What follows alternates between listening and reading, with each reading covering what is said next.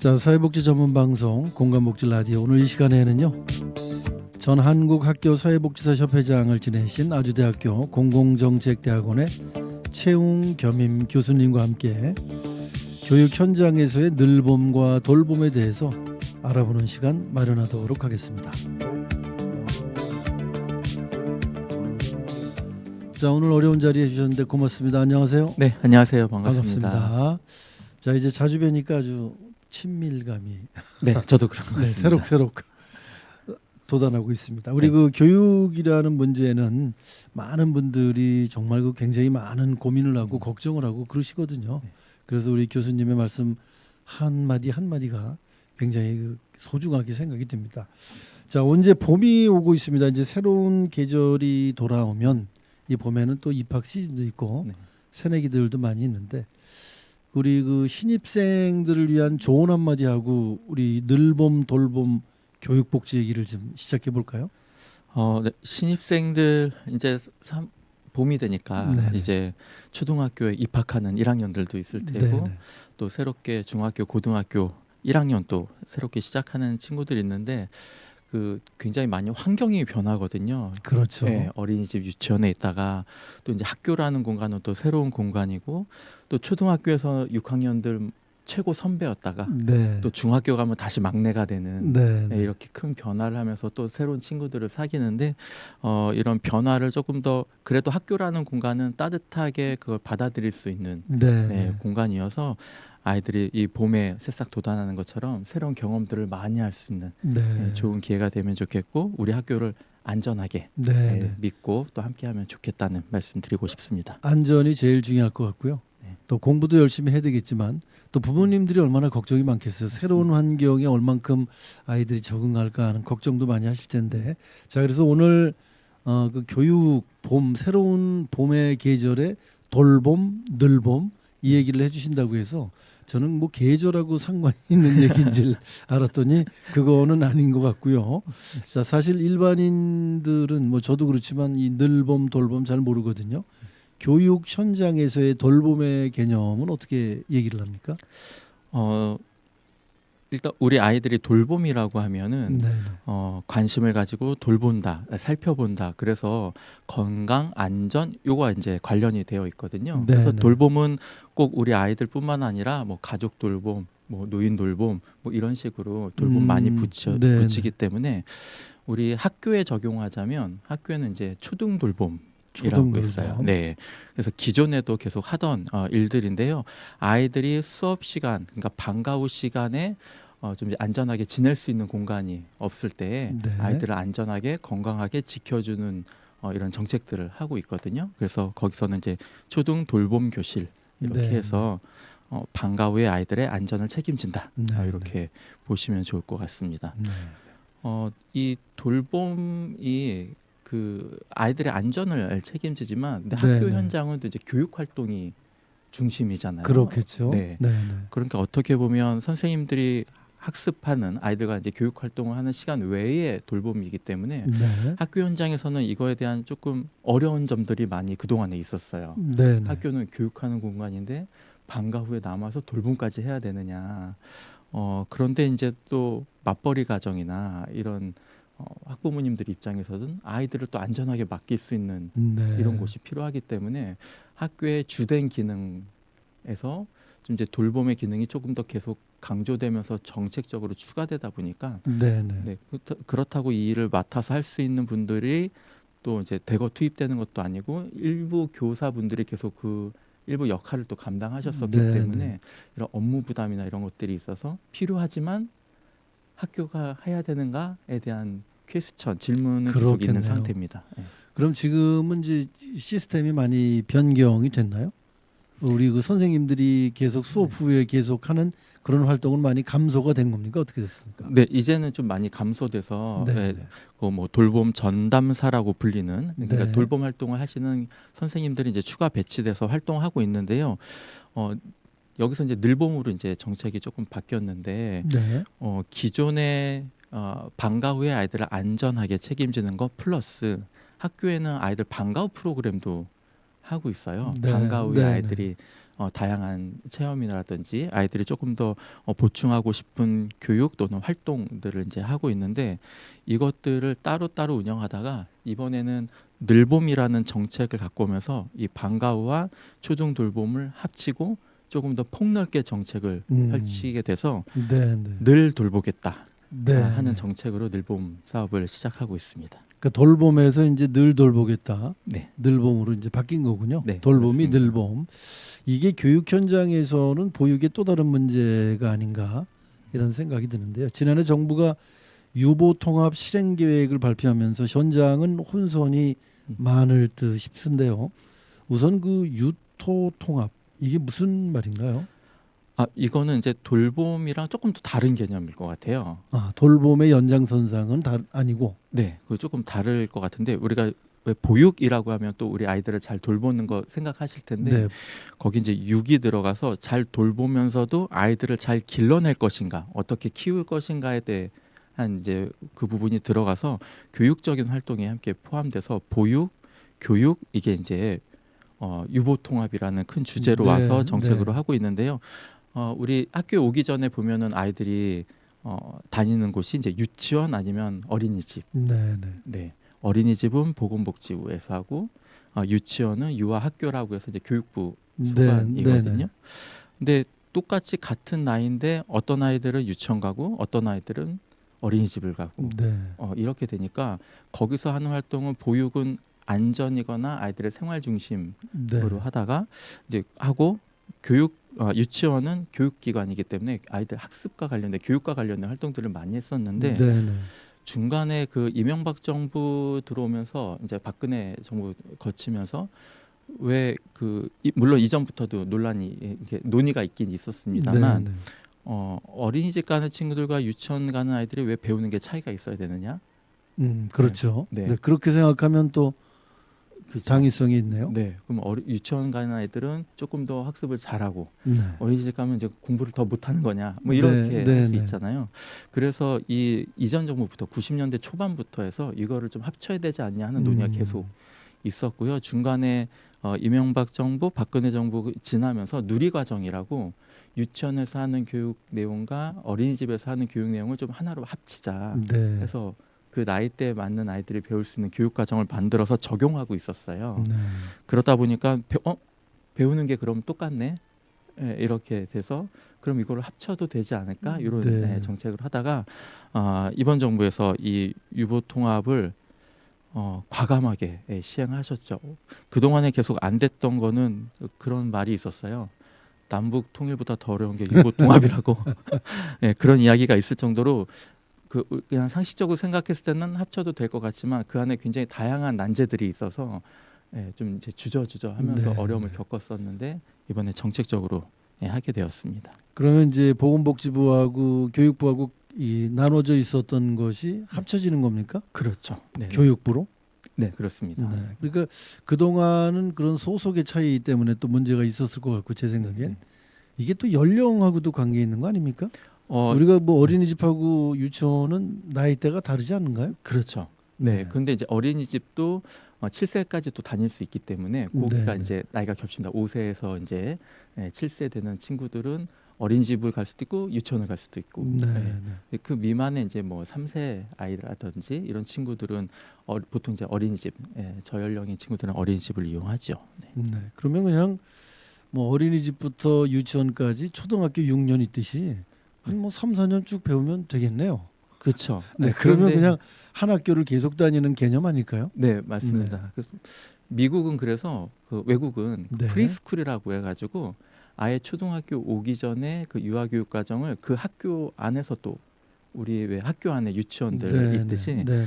그렇게 프리스쿨을 운영하고 있습니다. 그러면 아이에게도 친숙해서 초등학생으로 이제 될 경우에 뭐 이렇게 서먹서먹한 게 없으니까 훨씬 더 좋겠는데요. 네, 맞습니다. 교육적인 측면에서는. 네, 그러니까 우리도 결국에는 뭐 예산이 문제겠지만 초등학교 내에 같이 부설로 그런 그 육아 기관이 있으면 좋겠네요. 네, 그렇습니다. 결국에는. 네, 네.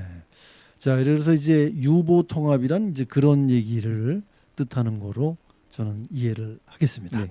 자, 이번에는 이제 늘봄 학교가 초등교육 현장에서 이루어지고 있는데 늘봄에 대해서 이제 또 설명을 해주셔야 되지 않겠습니까? 돌봄에 이은 늘봄. 네. 앞에서 말씀드린 대로 그 동안에는 방과 후 프로그램 학생들이 추가적으로 방과 후에 남아서 수업을 더 듣는 활동을 하는 것과 돌봄 안전하게 지키는 것 해가지고 네, 이어지고 있었는데 이게 이제 합쳐가지고 늘봄이라는 하나의 체계로 지금 만들었는데요. 기존에는 돌봄 교실은 초등학교 1학년, 2학년 맞벌이 가정이 주로 이용을 하고 있고 네, 네. 이용할 수 있는 인원이 제한돼 있었어요. 네. 모두 이용할 수 있는 게 아니어서 그래서 돌봄 참여를 보니까 23년 기준으로 보니까 돌봄에는 11.5% 네. 학생들이 이용하고 있었고 방과 후는 50.3% 이렇게 이용하고 있었는데 앞으로 늘봄을 하게 되면 희망하는 모든 초등학생들을 다 네, 네. 늘봄이라는 틀 안에서 안전하게 지키겠다 음. 하도록 하고 있고요. 이 늘봄이 생기면서 아침 돌봄도 생겼어요. 네. 엄마 아빠들 일찍 출근하시면 네, 네. 아이들이 이제 일찍 학교 가는 친구들이 있거든요. 네. 그런 친구들이란 아침 돌봄 또 이제 오후 저녁에는 8시까지 네.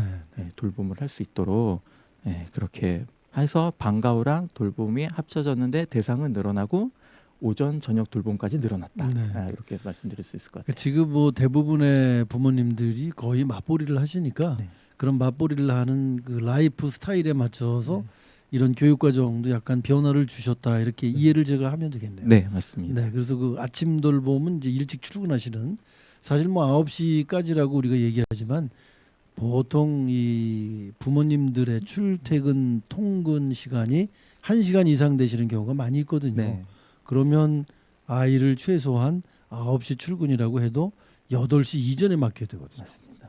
그러니까 그 8시 이전에 네. 아이들을 또 케어해 주는 그런 그 시스템이 생겼군요. 네, 맞습니다. 네. 그러면 이렇게 방과 후에 이 학교 교육 늘봄 학교는 이제 다른 아까 교사님들이 별도로 운영을 또 해주시는 건가요? 그럼? 네, 그렇습니다. 이 돌봄할 때부터 계속 어려운 문제라고 했던 게 이 행정적인 부담이 있고 네. 인력이 아무래도 더 있어야 하기 때문에 그 부분은 이제 정책적으로 늘봄을 하면서 지금 이 행정 부담을 간소화하기 위해서 늘봄 지원실이라는 거를 아예 학교마다 설치하고 네. 네. 늘봄 지원 실장님 그리고 늘봄 교실에서 학생들이 같이 활동하시는 늘봄 전담하시는 교사. 선생님들, 네. 교사분들을 추가로 배치해서 기존에 있는 교사분들의 행정적인 부담을 최소화하려고 정책적으로 하고 있습니다. 그러면 서로의 그 어떤 신분에 대한 문제가 나중에 또 갈등이 되지 않을까요? 신분에 대한 문제가 이게 지금 조금 깊이 들어가면 또 이제 네. 그렇게 될 수 있는데 여러 가지 이제 또 첨예한 부분들이 있습니다. 이분들이 또 저녁에 8시까지 하셔야 되니까 네. 출근 시간이라든지 활동 시간이 이제 굉장히 다르실 거고 그 시간에 또 이제 학교의 대부분은 다 퇴근하셨을 거고 네. 그 관리자분들, 교장 선생님이나 이런 분들도 퇴근하신 이유기 때문에 뭐 안전의 문제부터 해가지고 조금 저희가 고민해야 될 지점들이 굉장히 또 많이 있습니다. 네. 그럼 현재 이 방과 후에 늘봄 학교를 운영하시는 선생님들은 어떤 뭐 신분의 보장이 확실하게 되고 있는 겁니까? 네, 인천 같은 경우는 뭐 인천뿐만 아니라 전국이 그렇지만 네, 그 네. 늘봄 담당하시는 선생님들은 지금 그 교육 공무직으로 해서 이제 채용하고 있습니다. 교육 공무직으로. 네, 네. 교직이 아닌. 네, 네, 그렇습니다. 알겠습니다. 그- 그런 문제가 사실은 굉장히 궁금했거든요. 네. 추가적으로 말씀드리면 그런데 이제 그분들만 계시면 안 되니까 늘봄 지원실을 그렇겠죠. 구축한다고 했잖아요. 네, 네. 거의 늘봄 지원실에는 지금 그 연구사 분들을 채용하고 있어요. 그러니까 교육청으로 따지면 장학사 네. 하실 수 있는 연구사 분들을 채용하고 있어서 그분들에게 조금 책임을 주시고 교육 공무직이신 늘봄 전담하시는 선생님들과 함께 활동할 수 있도록 네. 하고 있습니다. 그러면 그 A라고 하는 학교에 이런 시스템이 모두 있으면 학교장님의 책임이신가요, 결국엔? 결국에는 네, 그렇게 네. 되겠죠. 그 학교장님들이 좀 할 일이 많아지셨네요. 네, 그렇다면. 맞습니다. 네. 좀 지역마다 무슨 반대를 하거나 그런 데는 없었나요? 어떤 뭐 이슈라든가 뭐 이런 게 없었나요? 반대하는 이슈 반대라기보다는 네. 이 학교가 늘봄하면서 아침부터 저녁까지 아이들을 이제 보살피는 체계를 모든 학교에 모든 학년에 희망하면 100%까지 한다고 이제 발표를 했기 때문에 네. 기존에 우리 지역 사회에 있는 돌봄 관련된 기관들도 많이 있거든요. 그렇죠. 다 함께 돌봄센터, 지역아동센터, 청소년 방과후 아카데미 이렇게 네, 네. 기존의 아동 청소년들을 돌봄하던 그런 기관들과 약간 경쟁 아닌 경쟁을 하게 되고 학부모님들의 입장에서는 아무래도 학교가 조금 더 그렇겠죠. 마음 심리적으로 네. 안전하다고 느끼실 테니까 요 돌봄 기관들이 어려움이 조금 많이 생길 수 있는 네, 네. 부분이 있습니다. 그 문제도 사실은 이게 활성화가 되고 정착화가 되면서 이제 그분들이 좀 어려움을 겪을 수도 있으시겠네요. 네, 그렇습니다. 네, 네. 뭐 그 외에 또 이와 관련돼서 이슈가 되는 사안들이 있나요? 일단은 그렇게 늘린다고 발표는 했는데 예산은 충분히 확보되지 않은 상태거든요. 네. 예, 그리고 이제 인력도 충분하지 않은 상태에서 정부 기존의 발표대로라면 2026년 그러니까 내년이면 모든 초등학생들을 다 하겠다 이렇게 발표했는데 될 수 있을지 약간 네. 좀 의문입니다. 그 모든 학교에 설치하고 한 학교당 3명, 4명의 인력들이 보강되는 건데 그 예산이 만만치 않거든요. 그 자율적인 이런 참여죠. 늘봄에 참여하는 거는 네, 그렇습니다. 부모님들이 뭐 맞벌이를 한다고 그래서 모두 다 이곳에 참여하시는 건 아니고 뭐 케어해 주실 분들이 계시다면 이곳에 참여하시질 않아도 되는 거니까. 네, 네. 그 학부모들의 반응은 어떻습니까? 학부모님들은 좋아하시는 것 같아요. 네. 네, 학교가 그래도 끝까지 책임진다고 네. 하시니까 좋아하시는데 그 예산의 문제도 있고 그 이제 교육청에서 하다 보니까 네, 네. 아무래도 기존에 정해져 있는 교육 관련 예산 안에서 또 이것들을 더 늘어나긴 하겠지만 그렇겠죠. 그러다 보면 또 이제 교육 예산이 일부가 이제 좀 줄어든다거나 막 이런 또 그로 인한 파장되는 부분들이 있기 때문에 좀 고민이 많이 필요한 것 같습니다. 그렇겠네요. 뭐 교사 여러분들 채용하는 문제나 또 그 행정을 지원하시는 분들 문제나 또 문제는 이 아이들의 급식 문제도 해결해 줘야 되지 않나요? 저녁 맞습니다. 늦게까지 있게 네, 되면 네, 그런 문제도 사실은 다 예산이 포함되는 건데 맞습니다. 지금은 저녁을 그럼 이 늘봄학교에 있는 우리 어린 친구들은 모두 제공이 됩니까? 그 아이들이 이제 보통 7시, 8시까지 있는 학생들은 많지는 네. 않은데 네, 네. 7시까지 있게 되면 중간에 이제 간식 하고요. 간식 개념으로. 네. 근데 간식도 저희 집에 있는 아이도 엄마 아빠가 맞벌이다 보니까 네.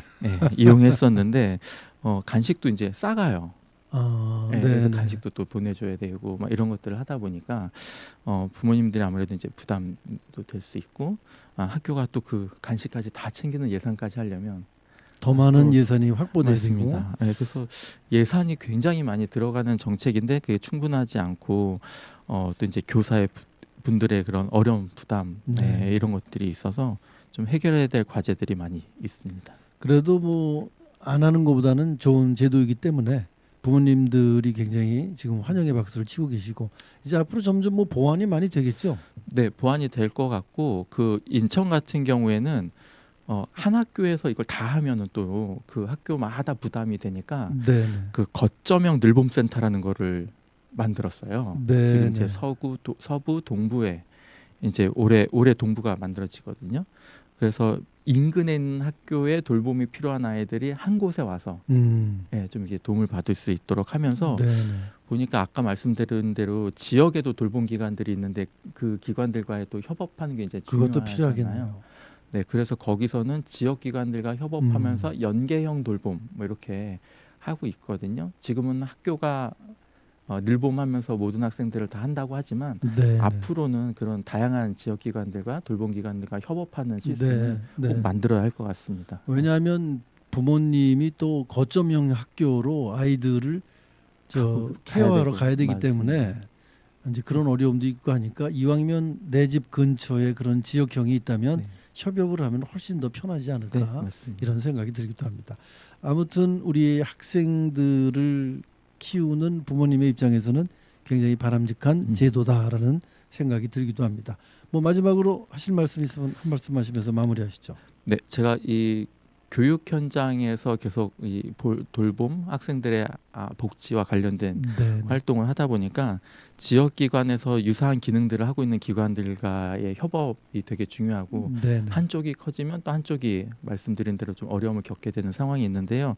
우리 인천의 종합적인 돌봄을 함께 책임질 수 있는 이 교육 현장이든 그게 지역 사회든 함께 협업하면서 좋은 시스템을 좀 마련하면 좋겠다. 네. 그래서 인천시 관계자분들과 인천시 교육청 관계자분들이 네. 우리 아이들 돌봄이라는 주제로 네. 다양하게 토론도 하고 좋은 정책을 만들어가면 좋겠습니다. 거점형이면은 컨트롤 타워가 있어야 되겠네요. 네, 맞습니다. 자, 오늘도 좋은 말씀해주신 전 한국학교사회복지사협회장을 지내신 아주대학교 공공정책대학원의 최웅 겸임 교수님과 함께 정말 좋은 얘기 나눴습니다. 오늘도 바쁘신 시간 함께해 주셔서 고맙습니다. 네, 감사합니다. 네, 고맙습니다.